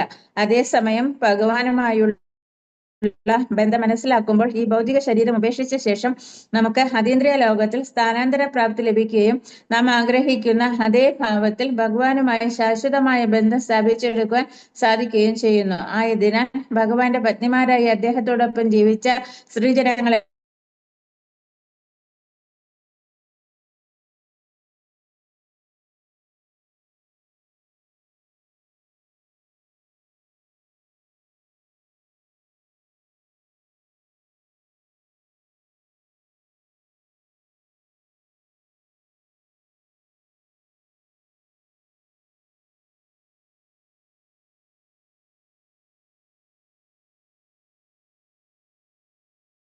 ശൂന്യാകാശത്ത് ബഹിരാകാശ പേടകങ്ങളുടെ സഹായത്തോടെ സഞ്ചരിക്കാൻ അവൻ യത്നിക്കുകയും ലക്ഷ്യസ്ഥാനത്ത് എത്തിച്ചേരാൻ കഴിയാതെ പരാജയപ്പെടുകയും ചെയ്യുന്നു.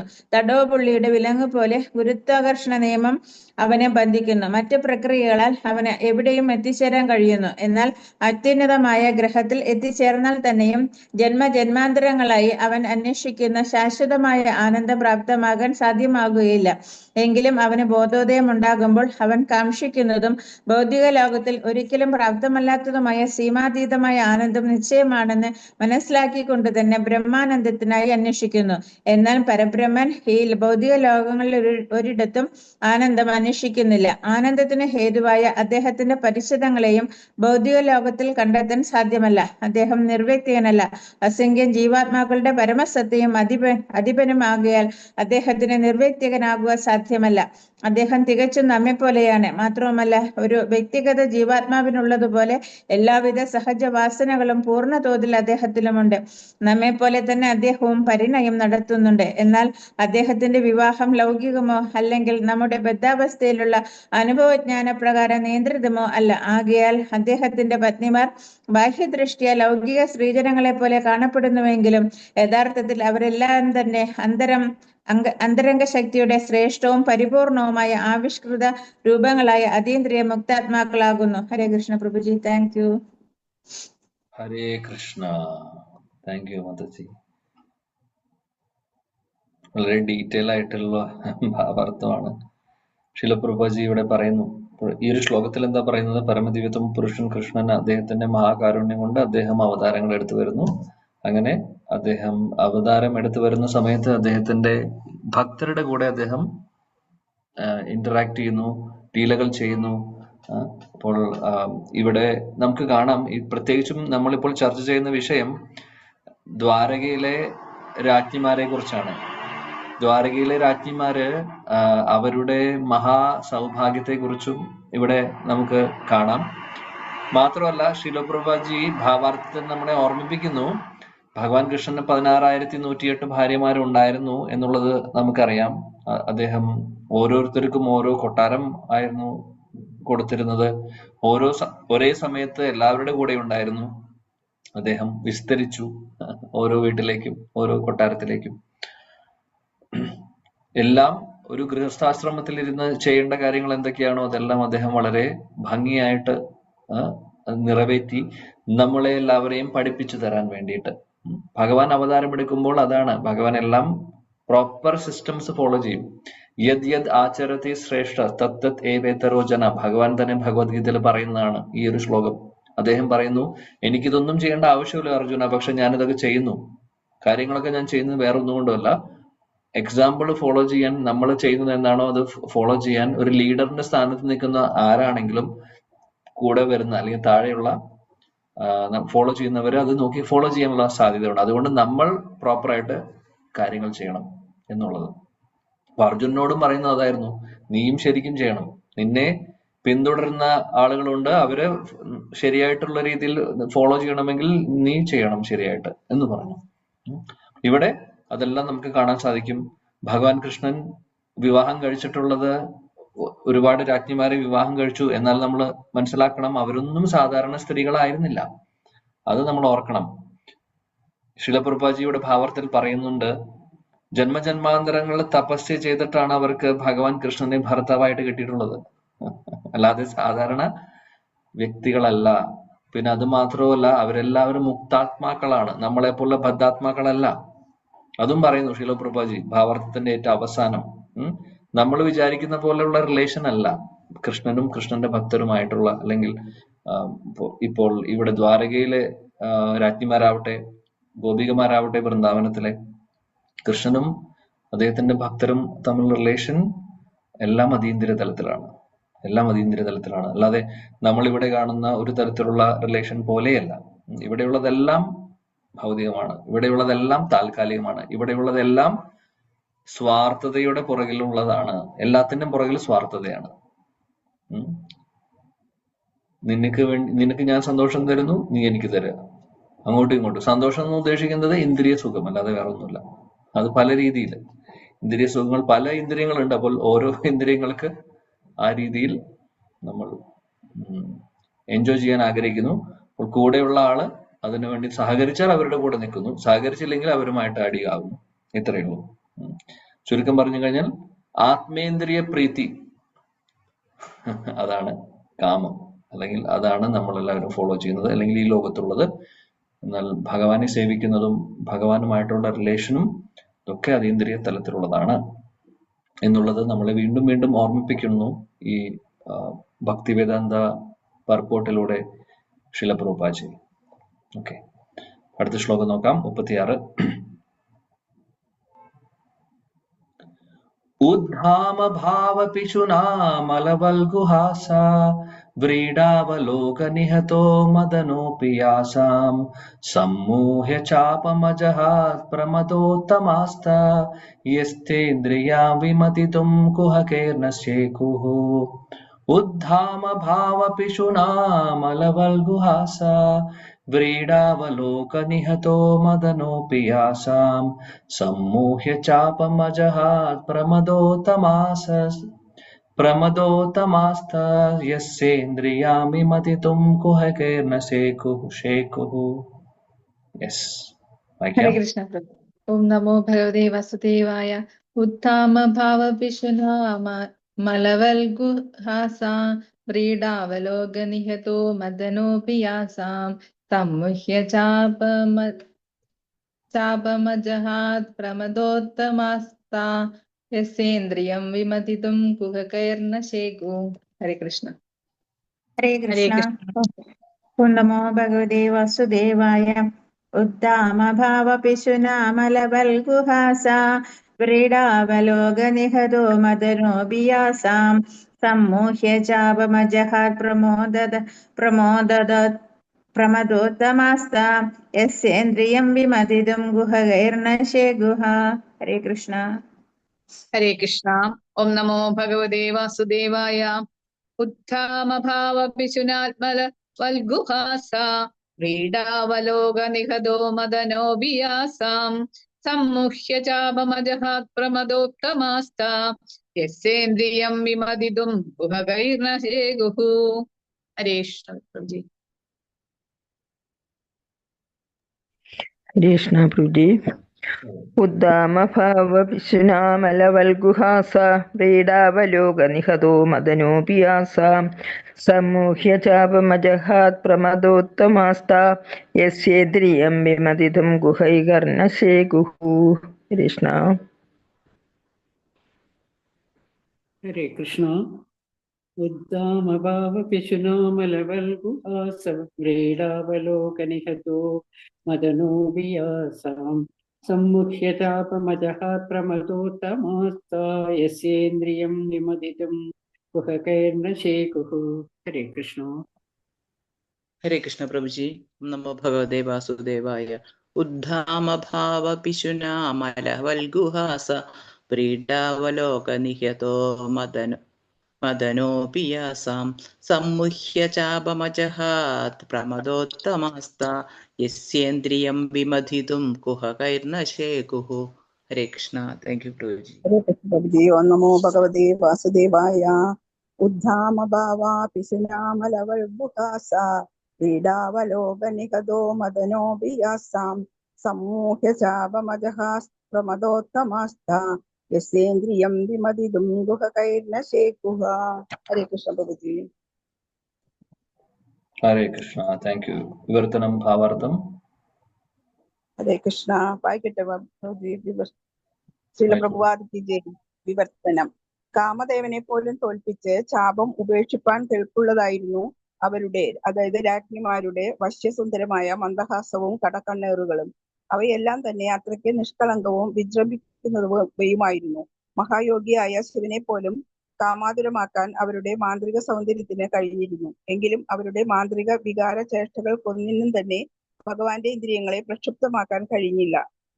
ഭാവാർത്ഥം. പരിത്രാണ മാർഗം അഥവാ ഭഗവദ്ധാമത്തിലേക്കുള്ള പാത സ്ത്രീ സംസർഗത്തെ സദാ നിരാകരിക്കുകയും പരിപൂർണമായ സനാതനധർമ്മം അല്ലെങ്കിൽ വർണ്ണാശ്രമ ധർമ്മ പദ്ധതി സ്ത്രീ സംസർഗത്തെ നിയന്ത്രിക്കുകയും ചെയ്യുന്നു. പിന്നെ എങ്ങനെയാണ് 16,000-ലധികം ഭക്തിമാരിൽ ആസക്തനായ ഒരാളെ പരമദിവ്യോത്തമ പുരുഷനായി അംഗീകരിക്കുന്നത്? പരമപുരുഷനായ ഭഗവാന്റെ അതീന്ദ്രിയ സ്വഭാവത്തെക്കുറിച്ച് അറിയാൻ ശരിക്കും ഉത്കണ്ഠയുള്ള ജിജ്ഞാസുക്കളായ വ്യക്തികളാൽ ഈ ചോദ്യം സംഗതമായി ഉന്നയിക്കപ്പെടാം. അവണ്ണമുള്ള പ്രശ്നങ്ങൾക്ക് ഉത്തരമരുളാൻ നൈമീശാരണ്യത്തിലെ ഋഷിമാർ ഭഗവാന്റെ അതീന്ദ്രിയ ഗുണത്തെ സംബന്ധിച്ച് ഈ ശ്ലോകത്തിലും വരുന്ന ശ്ലോകങ്ങളിലും ചർച്ച ചെയ്യുകയുണ്ടായി. കാമദേവനെ അല്ലെങ്കിൽ മഹായോഗിയും അജഞ്ചല ചിത്തനുമായ ശിവഭഗവാനെ പോലും വശീകരിക്കുന്ന വശ്യമോഹനമായ സ്ത്രൈണഭാവങ്ങൾക്ക് ഭഗവതേന്ദ്രിയങ്ങളെ കീഴ്പ്പെടുത്തുവാനുള്ള കഴിവില്ലെന്ന് ഇതിൽ നിന്നും സ്പഷ്ടമാകുന്നു.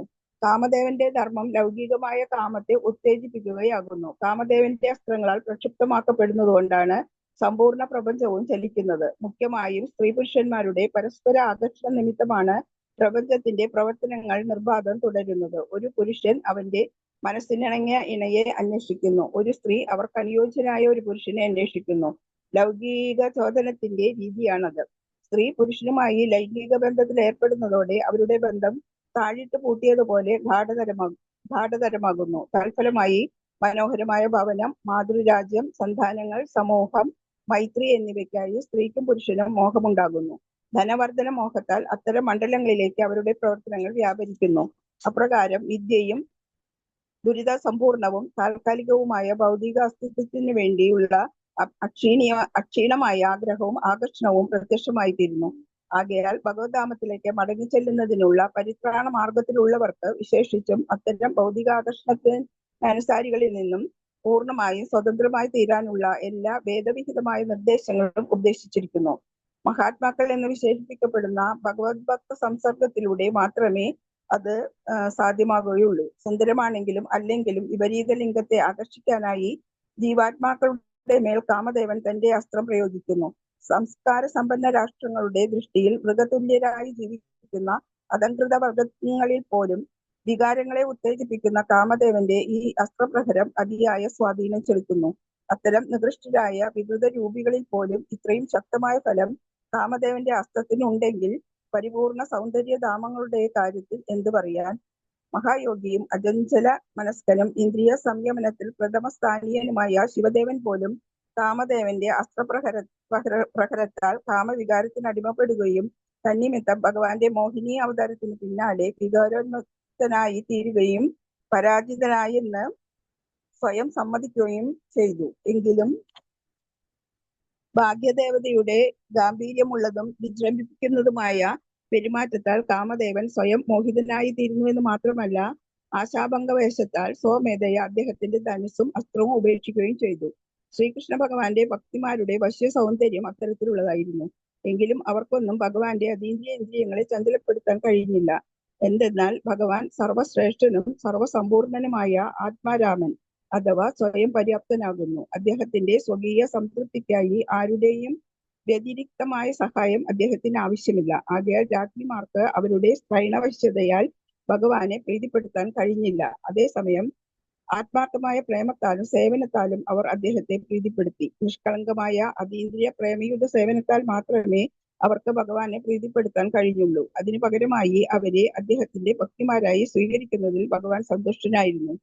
അപ്രകാരം അവരുടെ നിഷ്കളങ്ക സേവനങ്ങളാൽ സംതൃപ്തനാകിയാൽ ഒരു ചുമതലാബോധമുള്ള ഭർത്താവിനെ പോലെ ഭഗവാൻ തിരിച്ചും സേവനം പ്രദാനം ചെയ്തു. അപ്രകാരമല്ലായിരുന്നെങ്കിൽ അവരുടെ ഭർതൃസ്ഥാനം ഭഗവാന് സ്വീകരിക്കേണ്ടതില്ലായിരുന്നു. അദ്ദേഹം എല്ലാവരുടെയും ഭർത്താവാകുന്നു. ആരാണോ അദ്ദേഹത്തെ അപ്രകാരം സ്വീകരിച്ച് സേവനം അനുഷ്ഠിക്കുന്നത് അവർക്ക് തിരിച്ചും ഭഗവാന്റെ സേവനം ലഭ്യമാകുന്നു. ഭഗവാനോടുള്ള ഈ നിഷ്കളങ്കമായ പ്രേമത്തെ ലൗകിക ആസക്തിയോട് ഒരിക്കലും താരതമ്യപ്പെടുത്തരുത്. ഭഗവത് പ്രേമം ശുദ്ധ അതീന്ദ്രിയമാകുന്നു. സ്വാഭാവികമായ സ്ത്രൈണഭാവത്താൽ രാജ്ഞിമാർ പ്രകടിപ്പിച്ച ഉത്കണ്ഠയ്ക്ക് നിദാനമായ പെരുമാറ്റവും അതീന്ദ്രിയമായിരുന്നു. എന്തെന്നാൽ വികാരങ്ങളൊക്കെയും അതീന്ദ്രിയമായ ഹർഷോന്മാദാവസ്ഥയിലാണ് അവർ പ്രകടിപ്പിച്ചിരുന്നത്. മുൻ ശ്ലോകങ്ങളിൽ വിവരിച്ചിരിക്കുന്നത് പോലെ ഭഗവാൻ ബാഹ്യദൃഷ്ട്യ ലൗകികമായ പതിദേവനെങ്കിലും പരമാർത്ഥത്തിൽ പത്നിമാരോടൊപ്പമുള്ള അദ്ദേഹത്തിന്റെ ബന്ധം അതീന്ദ്രിയവും ശുദ്ധവുമായിരുന്നു. മാത്രവുമല്ല, അത് ഭൗതിക പ്രകൃതിയുടെ ഗുണങ്ങൾക്ക് വ്യവസ്ഥീകൃതവുമല്ലായിരുന്നു. ഹരേ കൃഷ്ണ. ശ്രീല പ്രഭുപാദ് കി ജയ്. ഹരേ കൃഷ്ണ. Thank you. മനോഹരമായിട്ടുള്ള ശ്ലോകം. ഉദ്ധാമ ഭാവ പിശുനാമലവൽ ഗുഹാസ. സോ ഇവിടെ മനോഹരമായിട്ടുള്ള ശ്ലോകം പറയാൻ കാര്യം എന്താണെന്ന് വെച്ചാൽ, ഭഗവാൻ കൃഷ്ണൻ 16,108 ഭാര്യമാര് അദ്ദേഹത്തിനുണ്ടായിരുന്നു. അപ്പോൾ പല ആളുകളും ചിന്തിക്കുന്ന പോലെ ഭഗവാൻ സാധാരണ ഒരു മനുഷ്യനെ പോലെ, ഒരു മനുഷ്യൻ 16,000 വിവാഹം കഴിക്കുന്ന പോലെ ഒരു കമ്പാരിസൺ നടത്തി. അതായത്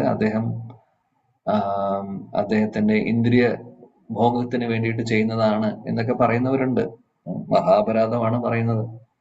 പക്ഷെ അതിനൊക്കെ ഖണ്ഡിക്കുന്ന ശ്ലോകമാണിത്. എന്താണ് പറയുന്നത്? ഭഗവാൻ കൃഷ്ണന്റെ ഇന്ദ്രിയങ്ങളെ 16,108 ഭാര്യമാർക്കെന്നല്ല, ആർക്കും തന്നെ അതിനെ ഒരു തരത്തിലും എജിറ്റേറ്റ് ചെയ്യാൻ സാധിക്കില്ല.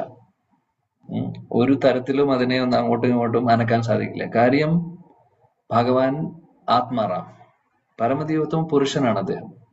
അദ്ദേഹത്തിന് ഏതെങ്കിലും അല്ലെങ്കിൽ ആർക്കെങ്കിലും അദ്ദേഹത്തെ കീഴ്പ്പെടുത്താൻ സാധിക്കുമോ? എന്തുകൊണ്ടെങ്കിലും? ശരിക്കും പറയുകയാണെങ്കിൽ സാധിക്കില്ല. പക്ഷേ ഭക്തർക്ക് സാധിക്കും. ഭക്തി കൊണ്ട്, സ്നേഹം കൊണ്ട്, പ്രേമം കൊണ്ട് മാത്രമേ അദ്ദേഹം കീഴ്പ്പെടുകയുള്ളൂ. അല്ലാതെ വേറെ ഒന്നിനും അദ്ദേഹത്തെ എജിറ്റേറ്റ് ചെയ്യാൻ സാധിക്കില്ല. വേറെ ഒന്നിനും അദ്ദേഹത്തെ കീഴ്പ്പെടുത്താൻ സാധിക്കില്ല. ഈ ശ്ലോകത്തിൽ അതാണ് പറയുന്നത്. അതിസുന്ദരികളായിട്ടുള്ള ഭാര്യമാരാണ് എല്ലാവരും, രാജ്ഞിമാരെല്ലാവരും. സാധാരണ സ്ത്രീകളല്ല അവര്. അപ്പോൾ ആ ക്വാളിഫിക്കേഷൻ, ഭഗവാന്റെ ഭാര്യയായിട്ട് വരിക എന്ന് പറയുമ്പോൾ ആ ക്വാളിഫിക്കേഷൻ ഉള്ളവരാണ് അവര്.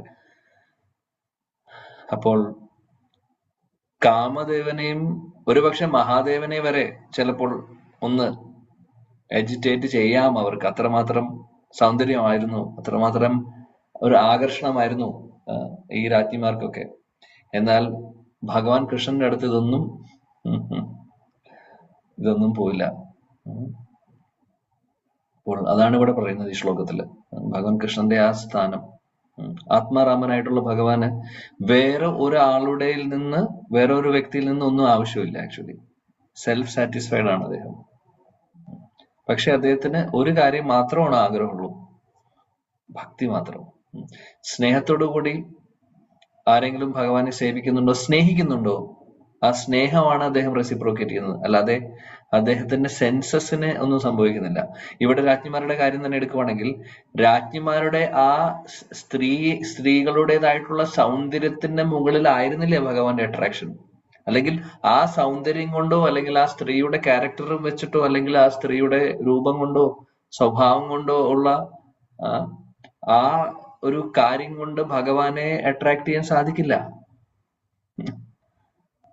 ഭഗവാനെ അട്രാക്ട് ചെയ്യാൻ സാധിക്കുന്ന ഭക്തിയ തുഷ്യതി കേവലം നജഗുണേർ ഭക്തി പ്രിയോ മാധവ, വേറൊന്നുമല്ല, ഭക്തി മാത്രം.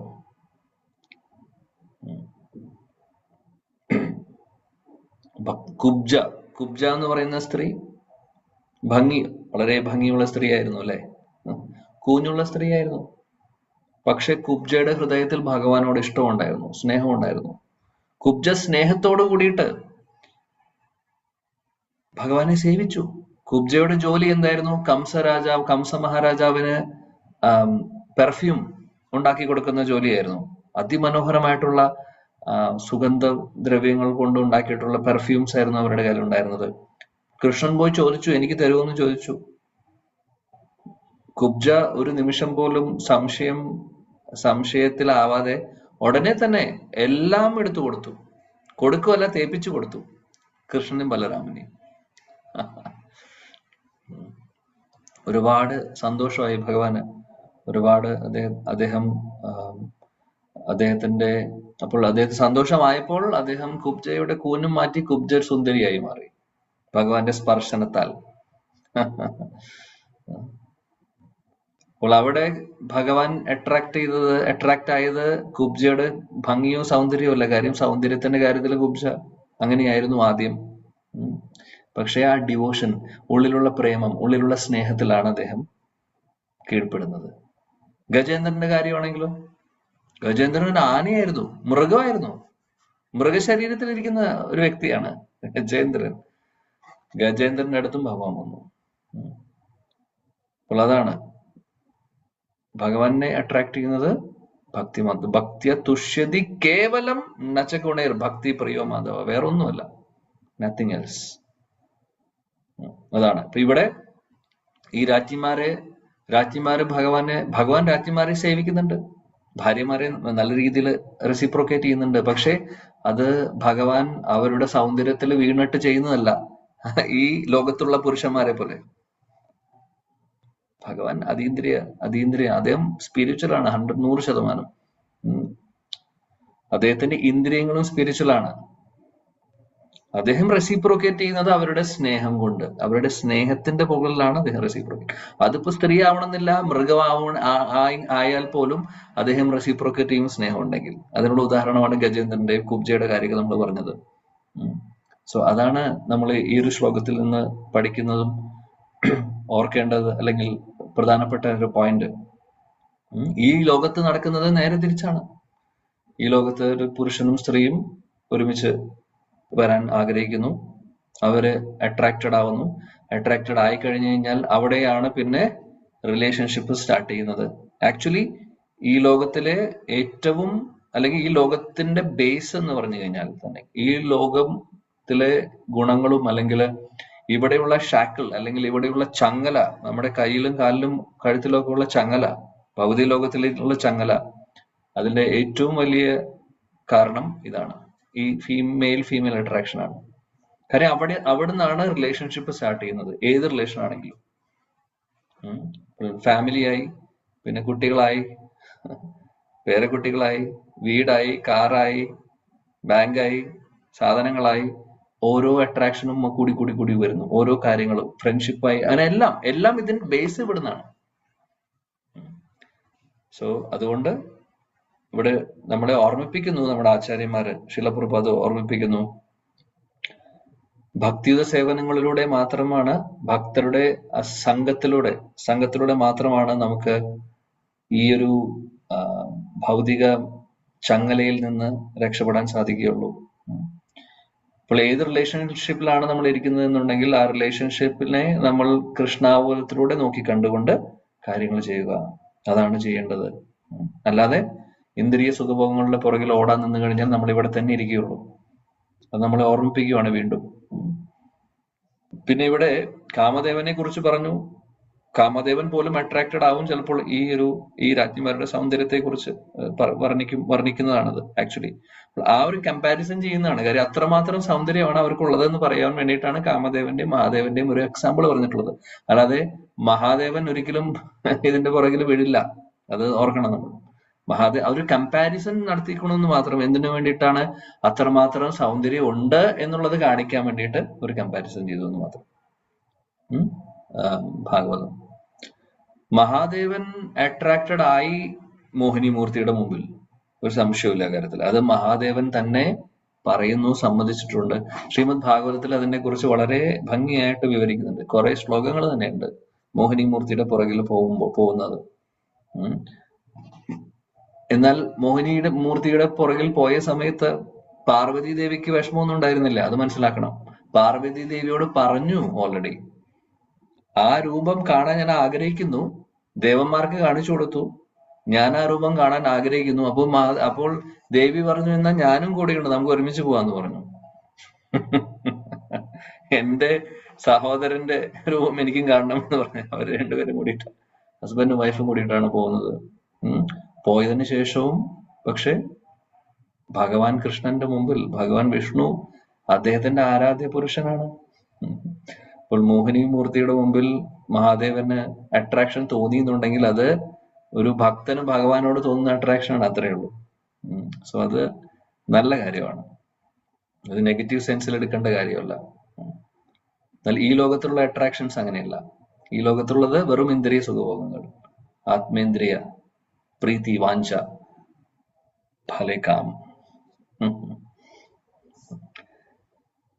ശീലപ്രഭുപാദി അതുകൊണ്ട് പറയുന്നു, നമ്മളെ ഓർമ്മിപ്പിക്കുന്നു, ഭഗവാന്റെയും രാജ്ഞിമാരുടെയും കാര്യം നമ്മളെ ബോധിപ്പിക്കുകയാണ് ചെയ്യുന്നത്. എങ്ങനെയാണ് അവർ തമ്മിലുള്ള റിലേഷൻ എന്നുള്ളത്. അതായത് അതീന്ദ്രിയ തരത്തിലുള്ള റിലേഷൻ ആണ്. ഒന്ന്, ഭഗവാൻ പരമദിവ്യോത്തമ പുരുഷൻ, രാജ്ഞിമാരാണെങ്കിൽ ശുദ്ധഭക്തര്, അവര് എല്ലാവരും മുക്താത്മാക്കളാണ്. അവര് തമ്മിലുള്ള റിലേഷൻ ശുദ്ധ ഭക്തിയാണ്. ഭക്തിയായിട്ടുള്ള കണക്ഷനാണ്, അല്ലാതെ ഇന്ദ്രിയങ്ങളുടെ കണക്ഷൻ അല്ല. അതാണ് നമ്മൾ ഓർമ്മിപ്പിക്കുന്നത്. അല്ലാതെ അവര് ത്രികോണങ്ങളുടെ ഇടയിൽ വരുന്ന നമ്മളെപ്പോലുള്ള സ്ട്രഗിൾ ചെയ്യുന്ന ആളുകളല്ല അവര്. സോ ശുദ്ധ കൃഷ്ണപ്രേമമാണ് അവിടെ ഉള്ളത്. സോ അതീന്ദ്രിയ തരത്തിലുള്ള ഒരു കാര്യമാണ് എന്നുള്ളത് നമ്മളെ ഓർമ്മിപ്പിക്കുന്നു. അതുകൊണ്ട് നമ്മളും ഈ ലോകത്തിലെ അട്രാക്ഷൻസിന്റെ പുറകിൽ ഓടാൻ നിൽക്കുകയാണെങ്കിൽ, അത് എന്ത് വേണമെങ്കിൽ ആയിക്കോട്ടെ, ഏതെങ്കിലും ഇന്ദ്രിയങ്ങള്, നമുക്ക് ഒരുപാട് ഇന്ദ്രിയങ്ങളുണ്ട്, ഇതിൽ ഏതെങ്കിലും ഇന്ദ്രിയങ്ങള് ഇതുപോലെ വഴി തെറ്റി പോവുകയാണെങ്കിൽ അത് ആ വഴിക്ക് പോയി കഴിഞ്ഞാൽ നമ്മളെ ഇവിടെ പിടിച്ചു നിർത്തും.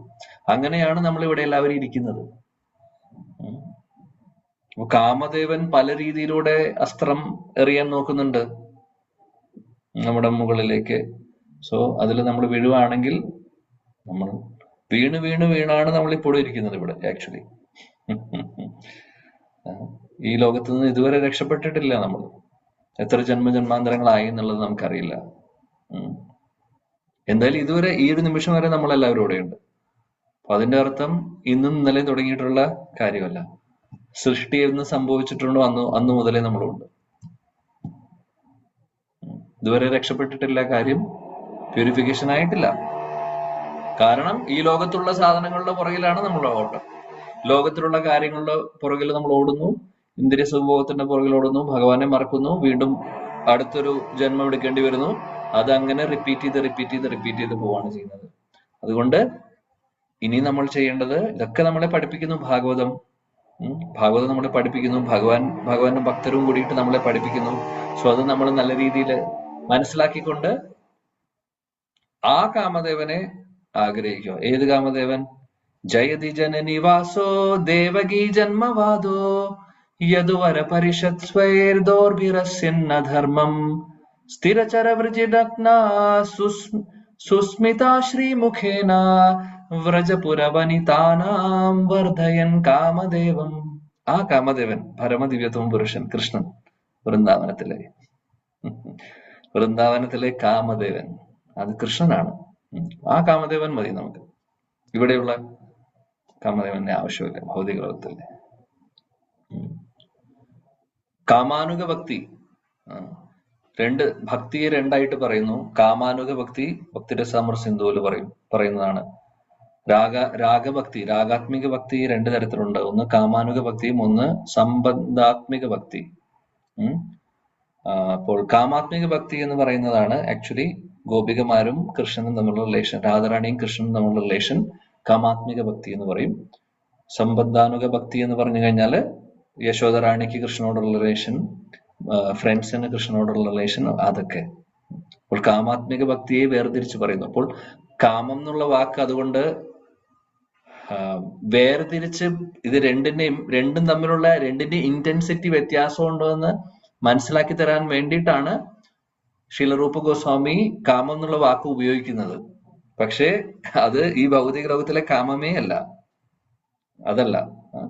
അവിടെയുള്ള സ്നേഹം തന്നെ. പക്ഷെ ഗോപികമാർക്കും രാധാറാണിയുടെയും സ്നേഹം സ്പെഷ്യൽ ആണെന്ന് കാണിക്കാൻ വേണ്ടിയിട്ടാണ് അതിനെ രണ്ടായിട്ട് കാണിക്കുന്നത് ആക്ച്വലി. സോ അതുകൊണ്ട് ആ കാമാത്മിക ഭക്തി ഉള്ള ഗോപികമാരും രാധാറാണിയും ആ വൃന്ദാവനത്തിലെ കാമദേവനാണ് കൃഷ്ണൻ. ആ കാമദേവനാണ് നമ്മുടെ എല്ലാം. അങ്ങനെ നമ്മൾ ആയി കഴിഞ്ഞു കഴിഞ്ഞാൽ, അല്ലെങ്കിൽ നമ്മൾ അങ്ങനെ ആ ഭഗവാനെ, ആ കൃഷ്ണനെ, വൃന്ദാവനത്തിലെ ശ്യാമസുന്ദരൻ കാമദേവൻ എല്ലാവരെയും ആകർഷിപ്പിക്കുന്ന ആ ഭഗവാനിലേക്ക് നമ്മളും അട്രാക്റ്റഡ് ആയി കഴിഞ്ഞാൽ പിന്നെ നമ്മൾ ഈ ലോകത്ത് ജനിക്കേണ്ട ആവശ്യം വരില്ല, അല്ലെങ്കിൽ ഇനി ഈ ലോകത്തിൽ നമ്മൾ ജനിക്കില്ല.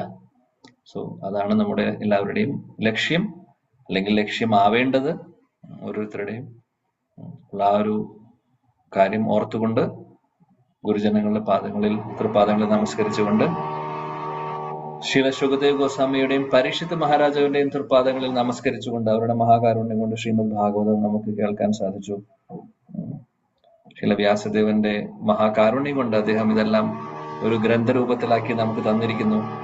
എല്ലാവരുടെയും അതിനുപരി നമ്മുടെ ശില ഭക്തി വേദാന്ത സ്വാമി മഹാരാജ് ശില പ്രഭുപാദിന്റെ അതിമനോഹരമായിട്ടുള്ള ഡീറ്റെയിൽ ആയിട്ടുള്ള ഭാവാർത്ഥങ്ങളിലൂടെ നമ്മളെ ഓരോരുത്തരെയും മനസ്സിലാക്കിപ്പിച്ചു തരുന്നു. ശ്ലോകങ്ങളിൽ പറയുന്ന കാര്യങ്ങൾ എന്തൊക്കെയാണ് എന്നുള്ളതും അതിന്റെ ഡീറ്റെയിൽസും പ്രാക്ടിക്കൽ ആപ്ലിക്കേഷൻസും എല്ലാം തന്നെ നമുക്ക് അതിൽ നിന്ന് പഠിക്കാൻ സാധിക്കുന്നു. എല്ലാവരുടെയും പാദങ്ങളിൽ നമ്മൾ നമസ്കരിക്കുന്നു. എല്ലാത്തിനും ഉപരിയായിട്ട് ശ്രീമൻ മഹാപ്രഭു, ശ്രീ ചൈതന്യ മഹാപ്രഭുവിന്റെ മഹാകാരുണ്യമാണ് ഇതിനെല്ലാത്തിനും കാരണം. ഹരേ കൃഷ്ണ. സോ എല്ലാവരുടെയും തൃപ്പാദങ്ങൾ നമസ്കരിച്ചുകൊണ്ട് ഇന്നത്തെ ഈ ഒരു സത്സംഗം ചർച്ച നമ്മൾ ഇവിടെ അവസാനിപ്പിക്കുന്നു. വാഞ്ചാകൽപതരുഭ്യശ്ച കൃപാസിന്ധുഭ്യോ ച പതിതാനം പാവനേഭ്യോ വൈഷ്ണവേഭ്യോ നമോ നമഃ. ഹരേ കൃഷ്ണ കൃഷ്ണ കൃഷ്ണ ഹരേ ഹരേ, हरे राम राम राम हरे हरे. ग्रंथराज श्रीमद् भागवतम की जय. जगत गुरु शिला प्रभुपाद की जय. गौड़ीय गुरु वृंद की जय. समवेद गौर भक्त वृंद की जय. निताय गौर प्रेमानंदे. जय जय श्री राधे श्याम श्री वृंदावन धाम की जय. श्री मायापुर नवदीप धाम की जय. हरे कृष्णा. Thank you.